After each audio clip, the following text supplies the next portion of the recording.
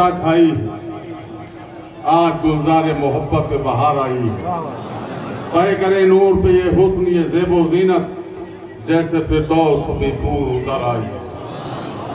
हम निगाहों में तूल ले लेंगे, खाक पाए हुजूर ले लेंगे, ऐ सफीपुर तेरी गलियों में जिंदगी का सुरूर ले लेंगे। हज़रत बेपनाह उस रब का एहसान जो उसने अपने हबीब के सत्ते में हमको अपने नेक बंदों की बारगाहों में गुलामी अदा करने का मौका अता फरमाया। ये जरिया है हमारे शेख शुमाली हिंद के अजीम रूहानी पेशवा आकाई व मौलाई मुर्शदी व हबीबी हुजूर हज़रत सैयद शाह अलहाज मोहम्मद मशहूदुल्लाह उर्फ अब्दुल साहब के बकाई आसनी सुमा सभी पूरी रहमतुल्लाह व उनके जानशीन लख्त जिगर नूर नजर हुजूर हज़रत सैयद शाह अलहाज मोहम्मद शाहिदुल्लाह उर्फ तालीम साहब के बकाई पहुंचे सुमा सभी पूरी रहमतुल्लाह, जिन्होंने हम जैसे नाकाराओं को ऐसी मुकद्दस ज़मीन की गुलामी अता फरमाई जिस उर्स में हम और आप हाजिर हैं।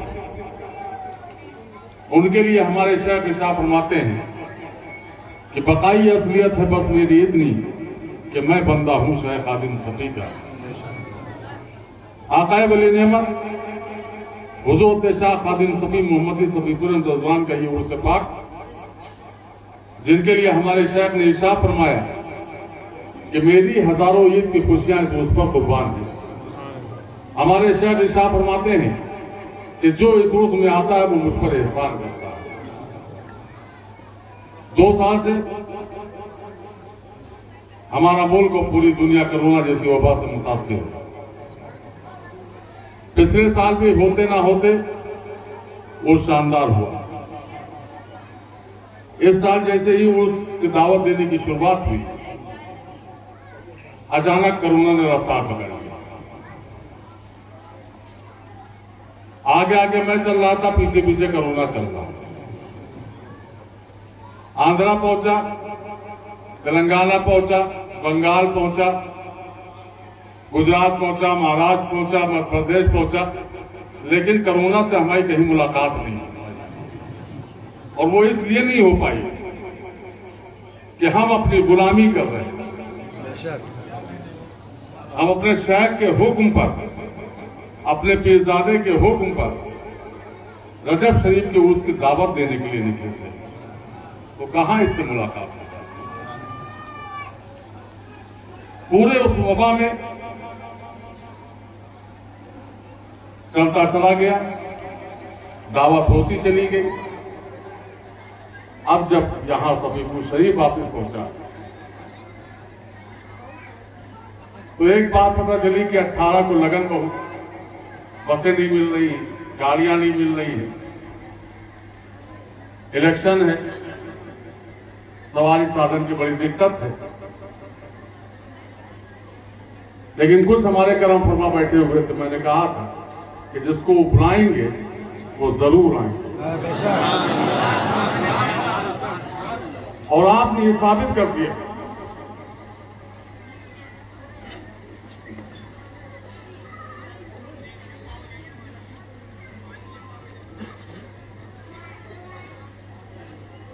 कि हम गुलामों पर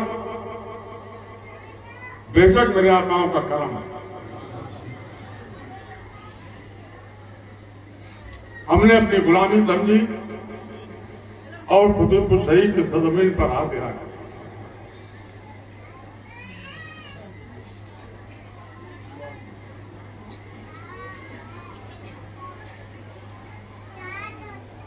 ये सरजमीन हमारा वजूद है, हमारी शिनाख्त है, हमारी पहचान है।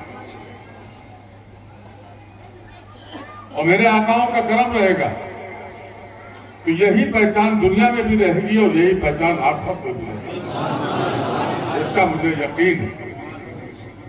क्योंकि मेरे शेख ने गुलामी सिखाई है, हमारे सिलसिले में बाबागिरी नहीं। हमारे शेख इरशाद फरमाते थे गुलामी करो, लेकिन अपने को पीर न समझना, गुलाम समझ करके काम करना, और वही गुलामी हम लोगों के काम आ रही है। बेपनाह करम मेरे आकाओं का, एक एक पद पर हमारा एक पीर भाई, तमाम ऐसे हमारे पीर भाई हैं जिनकी मैं हैसियत को जानता हूं। मैं दिन रात अपने पीर भाइयों के बीच में रहता हूं। परसों मैं बैठा हुआ था, बहुत कम चीजों में उसका गुजारा होता है।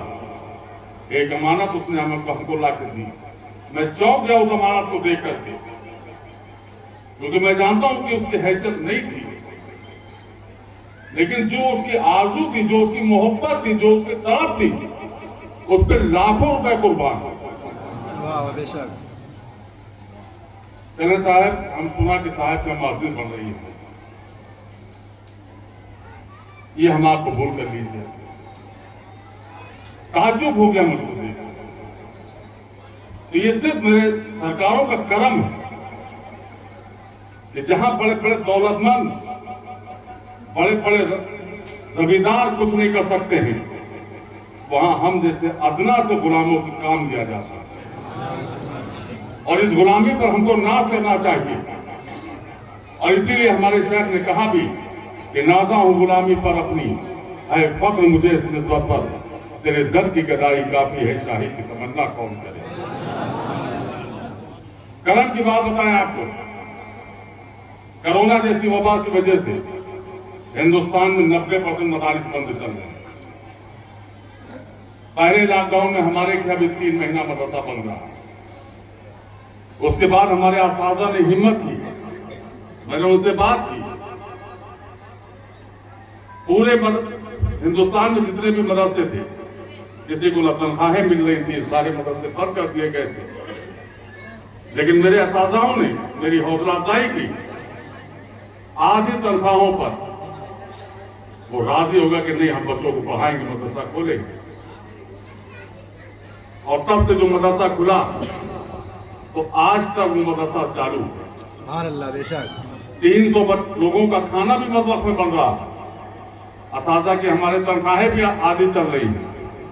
ये सिर्फ और सिर्फ करम है सरकार मखदूम पाक का। इसलिए कि सरकार मखदूम पाक ने दुआ मांगी कि या अल्लाह सफी के चूल्हे की धूप कयामत की सुबह तक हरी रहे, और उस दुआ की कबूलियत की जमानत। कितना करम है हम गुलामों का, और उसी गुलामी का ये नतीजा है कि हम लोग सभी हुसैन की बारगाह में हाजिर आ गए। जाहिर सी बात है कि गलतियां गुलामों से ही होती हैं। हमको अपने सरकारों की बारगाह में, सरकारों की बारगाह में, साहिब सज्जादाओं की, पीरजादों की, सबकी बारगाह में हाथ जोड़ करके अजीजा पेश करना कि गुलाम का काम है गलती करना, और आपका काम है माफ करना।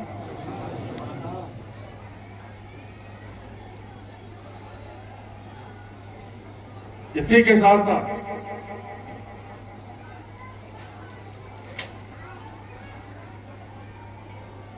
दावत दी तमाम हमारी पीर बहनें, तमाम हमारे भाई, तमाम हमारे बच्चे, तमाम हमारी बहनें, बेटियां, बहुएं सब आई। बहुत कोशिश करता हूं कि इंतजाम हो जाए। आपकी अजीजा मौलाना एजाज कश्मीरी है, उनके लोगों ने सोचा कि कुछ ना हो तो टेंट का काम किया जाए। तो जो जगह जगह 10 बाय 10 के टेंट लगे, ये उन लोगों की तरफ से कोशिश की गई कि चलो कुछ ना कुछ होता रहे, लेकिन सारे इंतजाम नामुकम्मल साबित। बच्चे हमारे, बेटियां हमारी, बहुएं हमारी, बहनें हमारी ऐसे ही खुले मैदान में लेती रही, भाई हमारे घूमते रहे। मैं उनसे भी माफी का तलबगार हूं।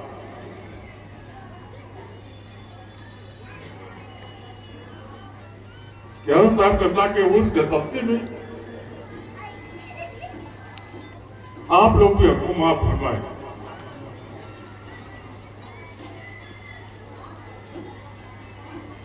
कोशिश चलती रहती है, काम चलता रहता है,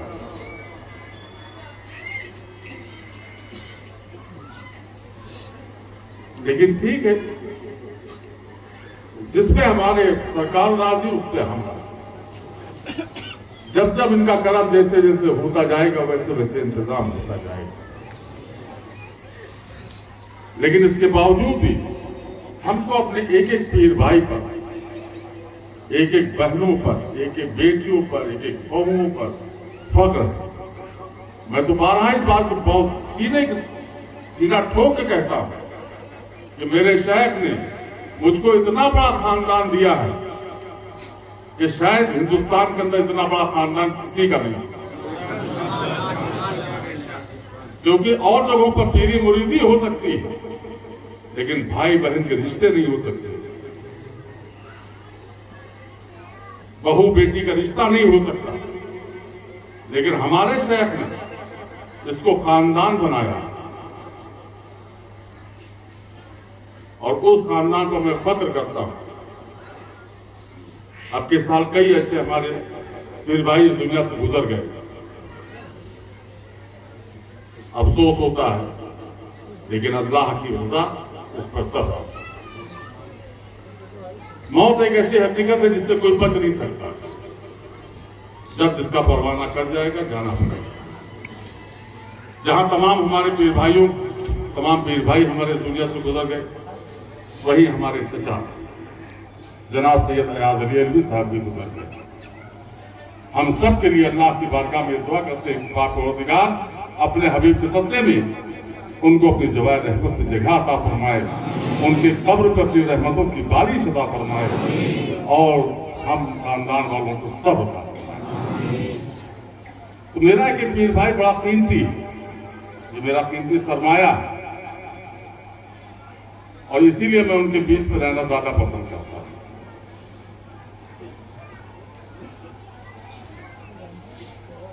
सफीपुर शरीफ हम आप हाजिर हुए, गुलामी मुकम्मल, लेकिन ऐसा नहीं है। हमारे शेख इरशाद फरमाते थे कि 15 रजब गुजरे और 16 रजब से दूसरे उसकी तैयारी शुरू कर। ये मत समझना कि ये उस खत्म हो गया, कल से तुम्हारे लिए नया उस शुरू हो गया, तुम उसकी तैयारी करो। तो इसी आरज़ू के साथ हम अपने सरकारों की बारगाह से इजाजत तलब करेंगे, रुखसत होंगे, बड़ी खामोशी के साथ अच्छे तरीके से बादब बानसीब, बेअदब बेनसीब, अदब के साथ रुखसत होंगे, आजिज़ी से रुखसत होंगे। तो इस यकीन के साथ बेशक मेरे आकाओं की बारगाह में हम सबकी गुलामी कबूल है और उसी कबूलियत की समान है।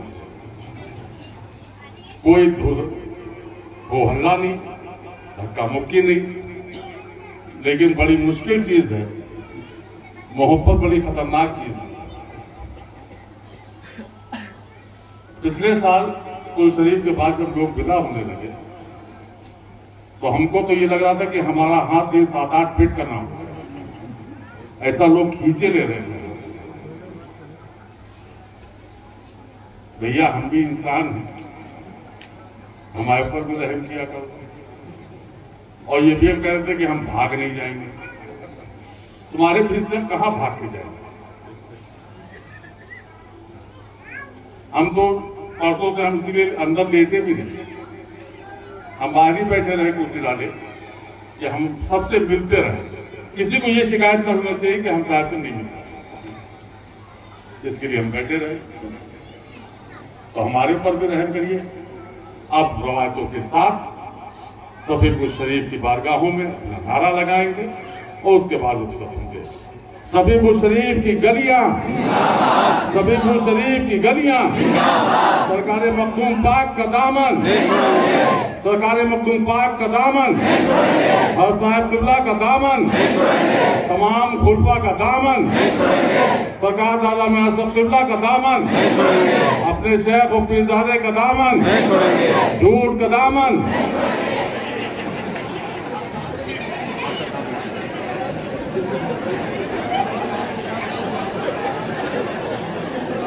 इतना समझाने के बाद ये नतीजा निकला।